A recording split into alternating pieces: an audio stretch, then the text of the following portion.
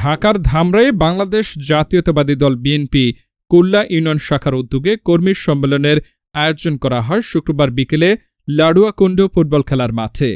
কুল্লা union বিএনপির সভাপতি শাহজাহান মিয়ার সভাপতিত্বে প্রধান অতিথি হিসেবে বক্তব্য রাখেন ধামরাই উপজেলা বিএনপির সভাপতি আলহাজ তমিজউদ্দিন। বলেন, বিএনপির সকল স্তরের নেতাকর্মীদের একত্রিত হয়ে কাজ করতে হবে। বিগত সরকারের আমলে আমাদের নেতাকর্মীরা অনেক হামলা মামলার শিকার হয়েছে।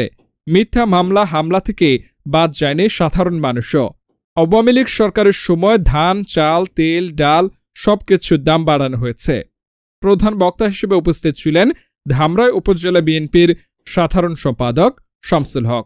বিশেষ অতিথির বক্তব্য রাখেন ধামরাই উপজেলার বিএনপির সিনিয়র সহসভাপতি রাকিবুল হাসান খান ফরহাদ, ধামরাই উপজেলা স্বেচ্ছাসেবক দলের সাবেক প্রচার সম্পাদক মোহাম্মদ মহর আলী ও বিএনপি নেতা আব্দুল আজিজ সহ আরো অনেকেই বক্তব্য রাখেন এ সময়।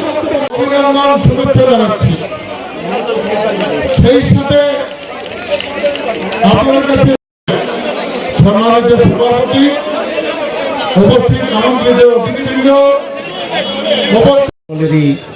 অত্যন্ত বিশ্বস্ত ধামরার অভিভাবক।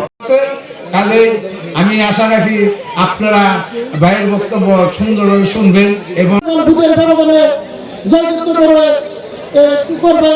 ব্যক্ত করে